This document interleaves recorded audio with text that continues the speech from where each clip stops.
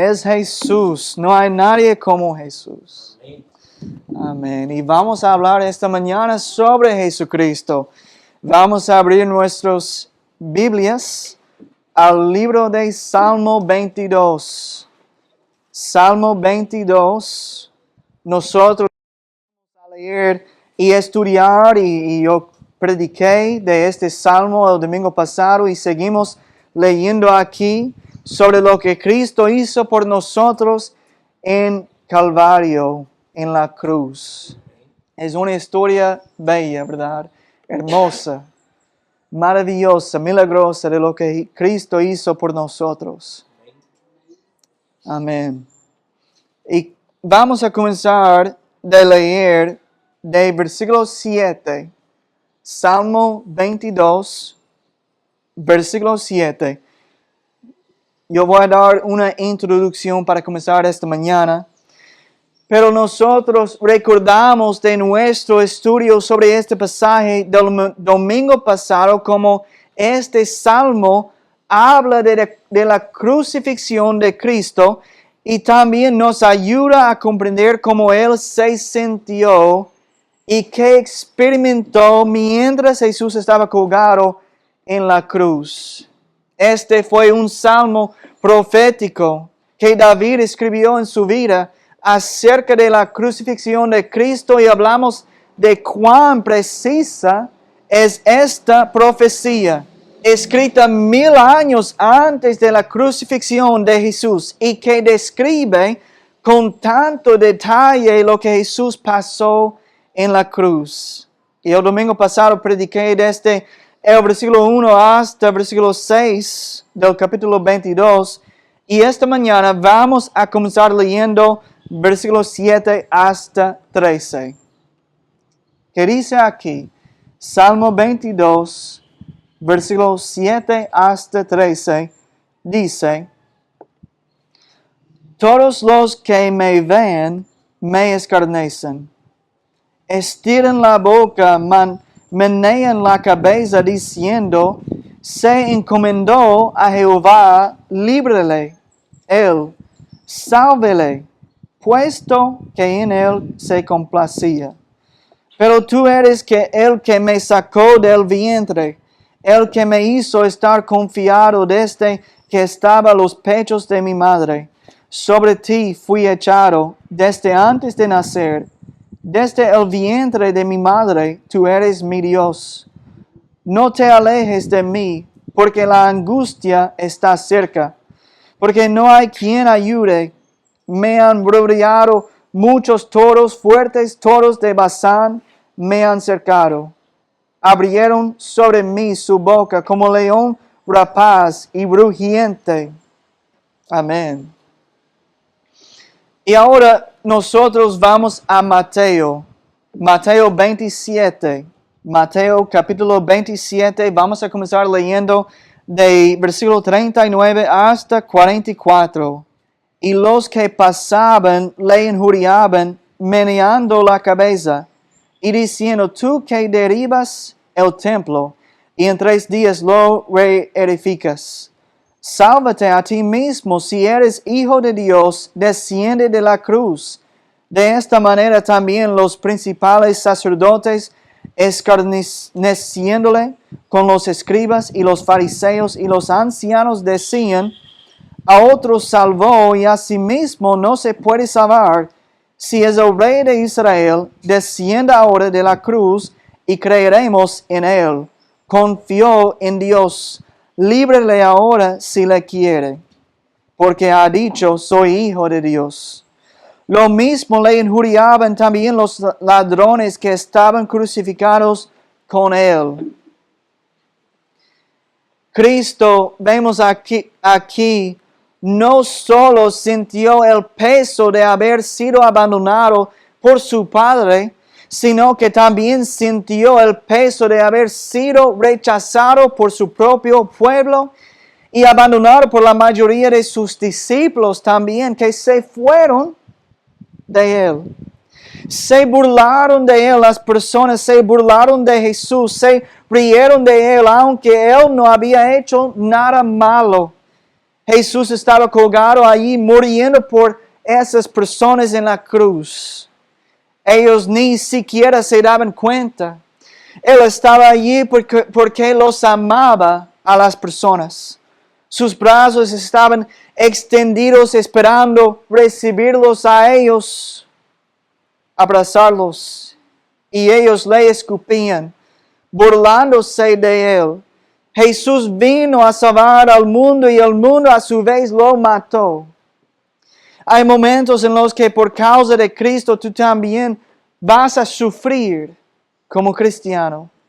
Cuando una persona te burla, se ría de ti, te escupa, la gente te acuse falsamente, todo porque eres un siervo de Cristo. Jesús dijo, ay de vosotros cuando todos los hombres hablan bien de vosotros. Y si todos hablan bien de nosotros como cristianos, entonces no estamos dejando que nuestra luz brille lo suficiente como cristiano. Porque dice que Cristo, ay de vosotros, cuando todos los hombres hablan bien de vosotros. Cuando dejamos que nuestra luz brille, el mundo se da cuenta. Y también Satanás se da cuenta. Y el mundo y Satanás querían matar a Jesús hace 2000 años y hoy siguen sintiendo lo mismo por él y por los cristianos. Es difícil defender tu fe, defender a Jesús. No es fácil. Yo digo eso, que no es fácil. Ser seguidor de Cristo no es fácil porque compartimos en sus sufrimientos, en los sufrimientos de Cristo. Cristo nos dice a nosotros que para llevar su cruz, para llevar nuestra cruz cada día, todos los días. Eso significa que estamos compartiendo en los sufrimientos de Cristo como cristianos. Y a veces eso no es fácil. Yo te puedo decir que eso no es fácil. Compartimos las burlas, compartimos las acusaciones falsas, compartimos el llevar su cruz. A veces no es fácil ser cristiano, pero las bendiciones superan con creces nuestras pruebas. Y las recompensas eternas son incomparables. Yo prefiero tener a Jesús ante cualquier cosa que este mundo puede ofrecerme. Y hay una canción que dice el mismo que yo prefiero tener Jesús ante todo lo que este mundo puede ofrecerme. Él es lo mejor y lo más grande que me ha pasado en mi vida. Y si aún no lo conoces como tu Salvador, ¿por qué no lo entregas a Cristo, tu corazón hoy mismo? Jesús será lo mejor que te haya pasado a ti también en tu vida. Los versículos 7 y 8 de nuestro pasaje aquí del Salmo hablan de las burlas que recibió Cristo. Él dice, todos los que me ven me escarnecen. Estiran la boca, menean la cabeza diciendo, se encomendó a Jehová, líbrele él, sálvele, puesto que en él se complacía. Se rieron las personas de él pensando que estaba equivocado, que Jesús no estaba bien con Dios porque Dios no lo libraría de la cruz. Y en los versículos 8 a 10, Jesús comienza una vez más a orar a Dios desde su corazón, mencionándole la cercanía de su relación y cómo incluso desde el momento de su nacimiento del vientre de la Virgen María había sido entregado a Dios. Él había sido entregado a Dios. Jesús dijo que Él y su Padre son uno. Son uno. Nunca había habido este tipo de separación entre Cristo y el Padre. Y Jesús le suplica a Dios que esté cerca de Él. Esté cerca de mí. En los versículos 12 y 13, Jesús habla de estar rodeado de depredadores, de leones, dice, de los toros. Él está rodeado de muchos toros, de leones. Está rodeado por el enemigo y a punto de ser devorado del enemigo. Jesús se enfrentó al mundo entero de una sola vez. De una sola vez. Y nos dice a nosotros, confiar. Yo he vencido al mundo. Él te dice como cristiano confiar, porque Cristo ha vencido al mundo. Les dijo a sus discípulos que en el mundo ellos iban a tener aflicción. E inmediatamente después de decirle que tendrían aflicción en el mundo, les dice confiar. Tengan buen ánimo, confiar, porque Él ha vencido el mundo. Cristo venció el mundo en la cruz del Calvario para nosotros, para el mundo. Cristo hizo esa declaración que Él ha vencido al mundo antes de ir a la cruz. Pero Jesús es Dios y Él sabía que Él no sería derrotado del enemigo. Y Jesús nos dice lo mismo a ti y a mí hoy en día. Aunque podamos sufrir por causa de Cristo, Él nos dice confiar. ¿Y sabes por qué? Porque tú estás del lado de los vencedores. Tú estás del lado de los vencedores. Estás en el ejército que gana. Si tú eres hijo de Dios, si tú le has confiado como tu Salvador, tú estás en el ejército que gana la batalla contra Satanás. Y cuando el mundo se burla del nombre de Jesús, cuando Satanás hace lo peor que puede, cuando tú sufres persecución o injusticias por causa de Cristo, solo recuerda que aquellos que se burlaron de Jesucristo algún día se van a inclinar ante Él. Todos que se burlaron de Cristo, un día ellos van a inclinar ante Él. Satanás será atado. Dice en Apocalipsis que Satanás será atado y tirado también al lago de fuego. Y Dios te va a recompensar eternamente en el cielo por las cosas que tú has sufrido por causa de Cristo. Así que cuando alguien se burle de ti, te escupa, hable mal de ti por causa de Cristo, regocíjate y alégrate mucho, dice la palabra. Regocíjate y alégrate mucho, porque grande es tu recompensa en el cielo cuando las personas se burlan de ti, o te escupen o hablen mal de ti por causa de Cristo. Grande es tu recompensa en el cielo. Eso es lo que dice en Mateo 5, 11 hasta 12. Que dice la palabra: bienaventurados sois cuando por mi causa os vituperan y os persiguen y digan toda clase de mal contra vosotros mintiendo. Gozaos y alegraos, porque vuestro galardón es grande en los cielos, porque así persiguieron a los profetas que fueron antes de vosotros. Así persiguieron de los profetas que eran antes. Y así será el mundo, y sigue el mundo hoy en día, persiguiendo a los cristianos. Cuando tú estás haciendo todo lo que sabes que es correcto, pero aún así sufres por causa de Cristo, Jesús dice que debes regocijarte, porque tu recompensa en el cielo es grande. Los justos van a recibir su recompensa, y los que se burlan van a recibir su juicio también.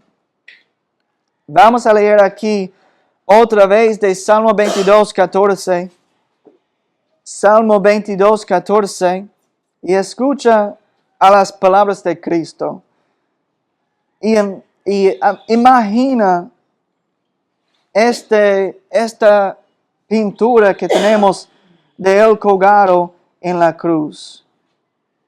Cuando leemos versículo 14, ¿qué dice? He sido derramado como aguas. Todos mis huesos se desconjuntaron.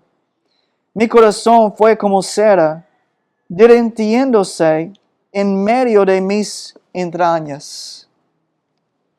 David nos da aquí una descripción de una angustia emocional y física extrema que pasaba Jesucristo. Jesús dijo que fue derramado como aguas, es decir, que Él había perdido todas sus fuerzas.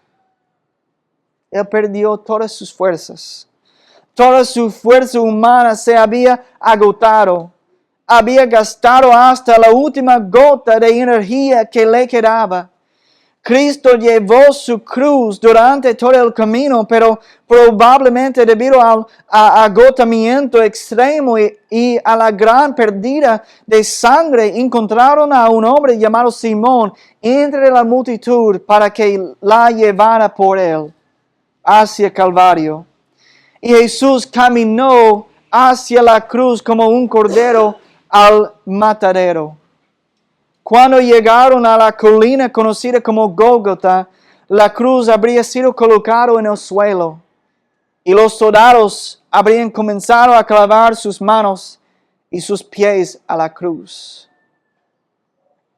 Ellos pusieron un clavo aquí y un clavo en sus pies, colgándolo a la cruz. En la palabra dice mano, pero en la palabra de los griegos, lo que ellos usaban en ese momento, el mano se extendió hasta aquí. Y dice que si ellos pusieron aquí, iba a romper su piel.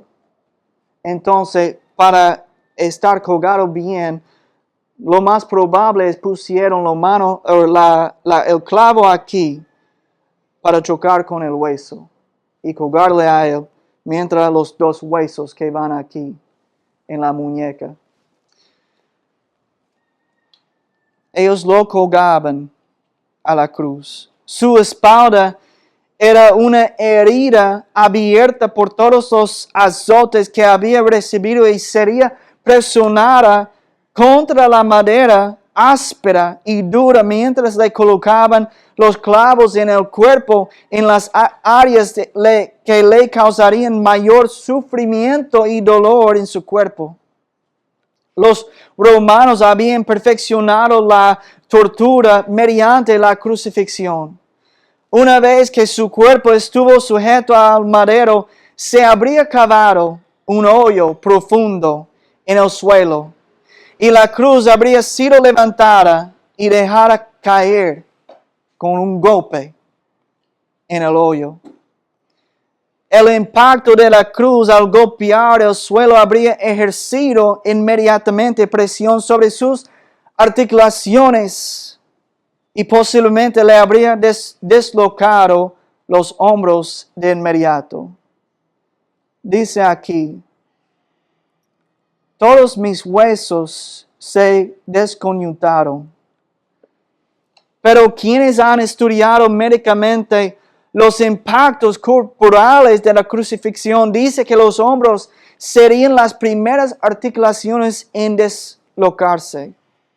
Luego, el peso del cuerpo se desplazaría a la siguiente articulación, que serían los codos, provocando su dislocación e incluso haciendo que los brazos se alargaron hasta entre 15 y 23 centímetros. A los codos le siguieron las muñecas para dislocarse. Los estudios sobre la crucifixión demuestran que este versículo es cierto cuando Cristo dice aquí que todos mis huesos se desconjuntaron. Es cierto, Cristo habría sufrido un dolor agonizante debido a la dislocación de sus huesos. El versículo continúa diciendo que su corazón era como cera. Se derritió en medio de sus entrañas. En otros estudios que los médicos han realizado sobre la crucifixión, esto es lo que encontraron en la cruz. A medida que el peso del cuerpo de la persona tira hacia abajo sobre su pecho, el aire entra en sus pulmones y se queda allí. Él está allí, así, y cada vez que él tiene que respirar, tiene que levantarse para respirar y bajar así. Cada vez.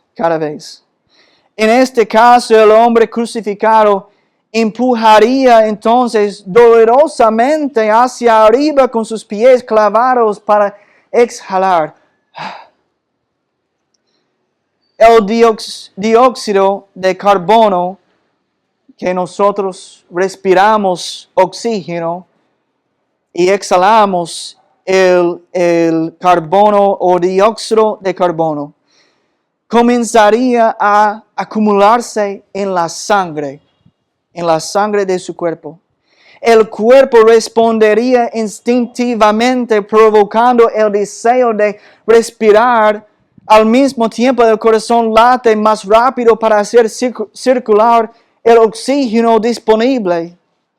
La disminución de oxígeno debido a la dificultad para exhalar causa daño a los tejidos y los capilares comienzan a filtrar líquido acuoso de la sangre hacia los tejidos. Esto da lugar a una acumulación de líquido alrededor de su corazón y de los pulmones en su cuerpo.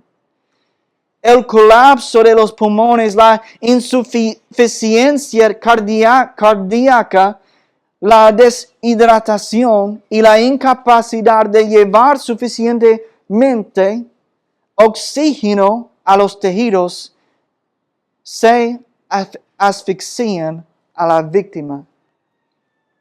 La disminución de oxígeno también daña el corazón mismo, lo que conduce a un paro cardíaco.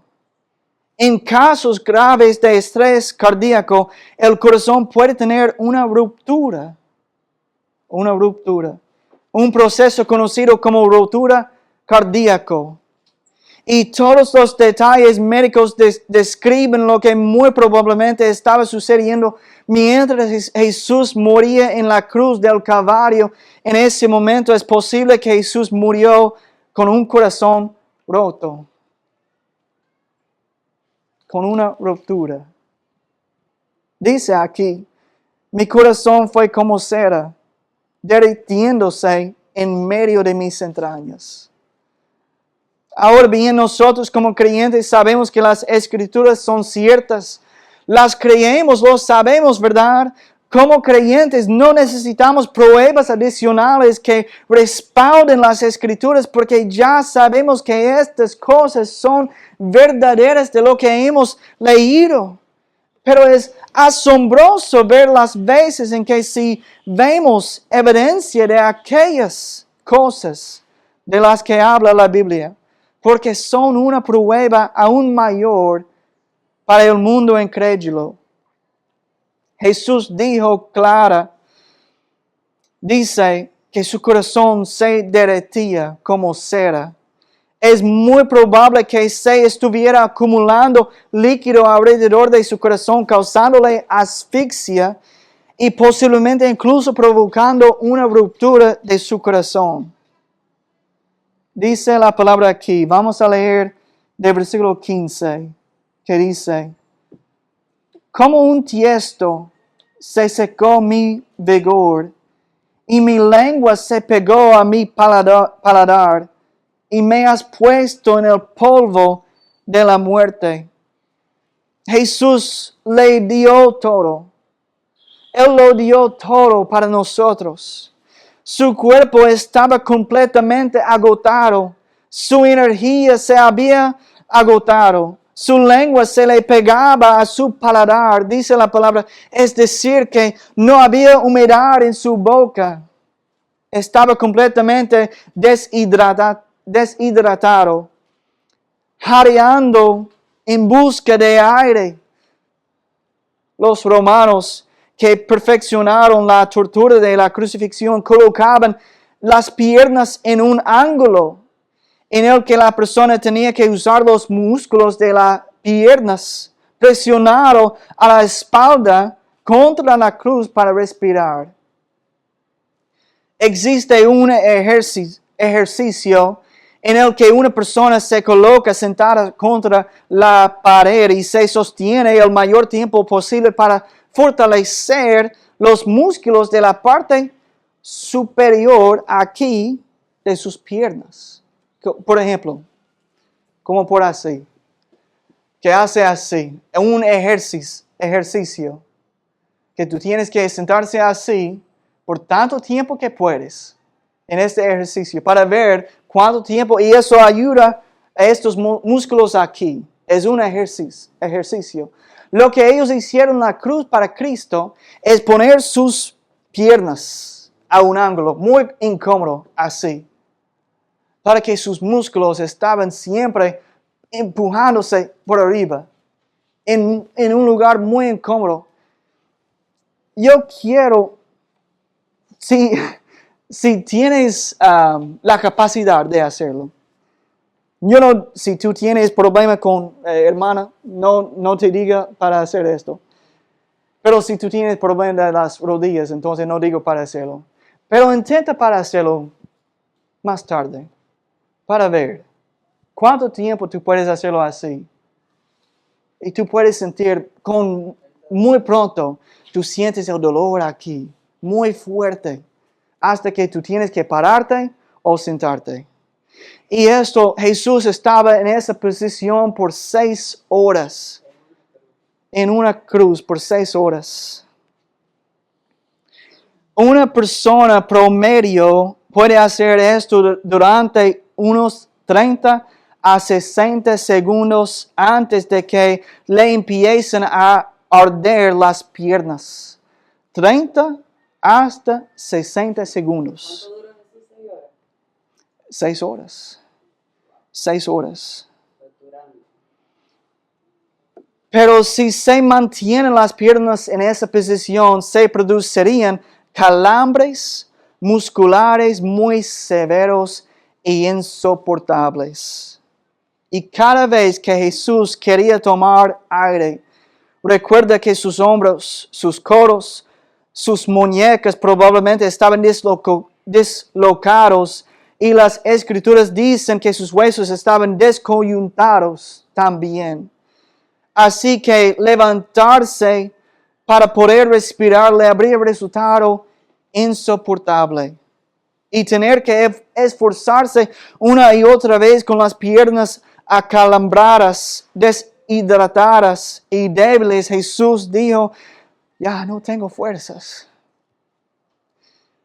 ¿Puedes imaginar eso? Dios, en un cuerpo humano diciendo, no tengo fuerzas. Yo he gastado todo. Yo he dado todo para ti. No tengo fuerzas. Mi Dios, ¿dónde estás?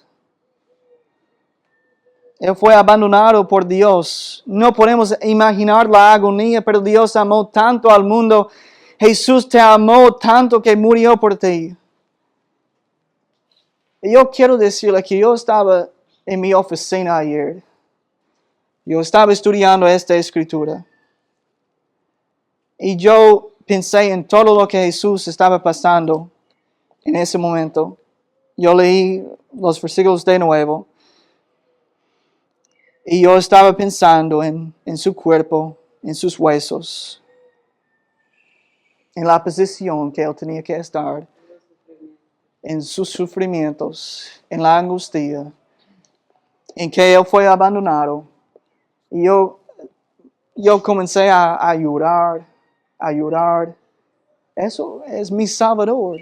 Es mi Jesús, qué bella historia. Mi Señor, el Rey de gloria. A sus pies le adoraré. Es mi Jesús, qué bella historia. Mi Señor, el Rey de gloria. A sus pies le adoraré. Amén. Lo que Él sufrió por nosotros, por el mundo, Él lo hizo por ti. Lo hizo por ti, por cada uno de nosotros. Él lo hizo. Él sufrió. Nosotros debemos recordar lo que Cristo hizo en la cruz, porque Él sufrió tanto. Yo no creo que ninguna otra persona que ha vivido ha sufrido como Cristo sufrió. No, ninguna otra persona ha sufrido como sufrió Cristo en ese momento. Yo lo creo, lo creo. Es nuestro Jesús. Y vamos a terminar aquí esta mañana. Yo he disfrutado mucho estudiar esto. He disfrutado mucho estudiar esto. Yo recuerdo cuando yo me di cuenta de lo que Cristo hizo por mí. Y yo recuerdo que yo estaba tomando la Santa Cena. Y yo recuerdo un señor de nuestra iglesia que me pasó el pan para comer. Y él me dijo, esto es el cuerpo de Cristo que fue quebrantado para ti. Para ti. Y él me dijo, esta es la sangre que fue derramado para ti. Y cuando yo me di cuenta que Cristo hizo eso para mí mismo, para yo mismo, yo sentí eso. Yo sentí como yo sentí ayer. De eso es mi Jesús. Él hizo eso por nosotros. Hizo eso por nosotros.